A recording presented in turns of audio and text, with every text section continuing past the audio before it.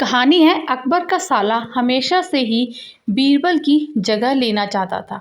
अकबर जानते थे कि बीरबल की जगह ले सके ऐसा कोई बुद्धिमान इस संसार में नहीं है। फिर भी जोरू के भाई को वह सीधी ना नहीं बोल सकते थे।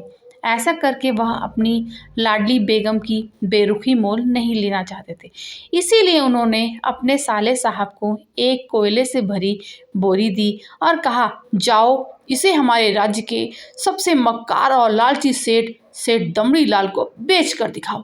अगर तुम यह काम कर गए तो तुम्हें बीरबल की जगह वजीर बना दूंगा। अकबर की इस अजीब शर्त को सुनकर साला अचंभे में पड़ जाता। वह कोयले की बोरी लेकर चला तो गया, पर उसे पता था कि वह सेठ किसी की बातों में नहीं आने वाला। ऊपर से वह उल्टा उसे ही चूना लगा देगा। हुआ भी यही। सेठ दमड़ी लाल ने कोयले की बोरी के बदले एक ढेला भी देने से इनकार कर दिया। साला अपना सा मुंह लेकर महल वापस लौट आता है और अपनी हार स्वीकार कर ली। अब अकबर ने वही काम बीरबल को कहा। बीरबल कुछ सोचे और फिर बोले कि सेठ दमड़ी लाल जैसे मक्कार और लालची सेठ को मैं यह कोयले की बोरी क्या, सिर्फ कोयले का एक टुकड़ा ही 10,000 में बेच कर आऊँगा। यह बोलकर वह तुरंत वहाँ से चले जाते हैं।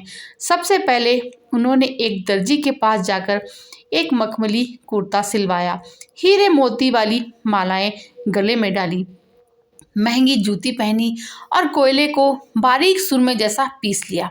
फिर उन्होंने उसे कोयले को एक सुरमे की छोटी चमकदार डिब्बी में भर लिया। इसके बाद बीरबल ने अपना भेष बदला और मेहमान घर में रुक गए और इश्तिहार दे दिया कि बगदाद से बड़े शेख आए हैं जो करिश्माई सूरमा बेचते हैं, जिसे आंखों में लगाने से मरे हुए पूर्वज दिख जाते हैं, और उन्होंने कहीं कोई धन गाड़ा है तो उसका पता बताते हैं। ये बात शहर में जंगल की आग की तरह फैल जाती।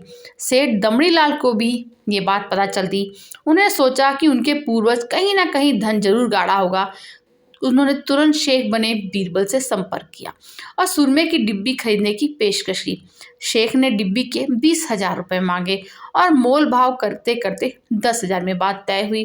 पर सेठ भी बड़ा होशियार था। उसने कहा, मैं तुरंत ये अभी सुरमा लगाऊंगा। अगर मुझे मेरे पूर्वज नहीं दिखे तो मैं पैसे वापस ले लूंगा। बीरबल बोला, बिल्कुल आप ऐसा कर सकते हैं। चलिए शहर के चौराहे पर चलते हैं और जांच लीजिए। सूरमे का चमत्कार देखने के लिए भीड़ इकट्ठा हो जाती है। तब बीरबल ने ऊंची आवाज में कहा, ये सेठ अभी ये चमत्कारी सुरमा लगाएंगे।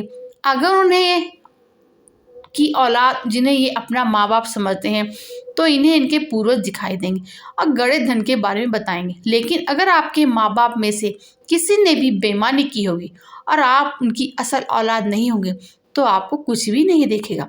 और ऐसा कहते ही बीरबल ने सेठ की आंखों में सुरमा लगा दिया। फिर क्या था, सिर खुजाते हुए सेठ ने आंखें खोली।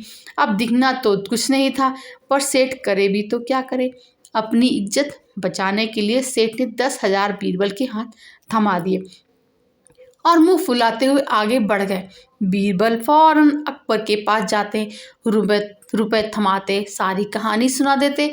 अकबर का साला बिना कुछ कहे अपने घर लौट गया और अकबर बीरबल एक दूसरे को देखकर मंद मंद मुस्कुराने लगे। इस किस्से के बाद फिर कभी अकबर के साले ने बीरबल का स्थान नहीं मांगा। Thanks for listening.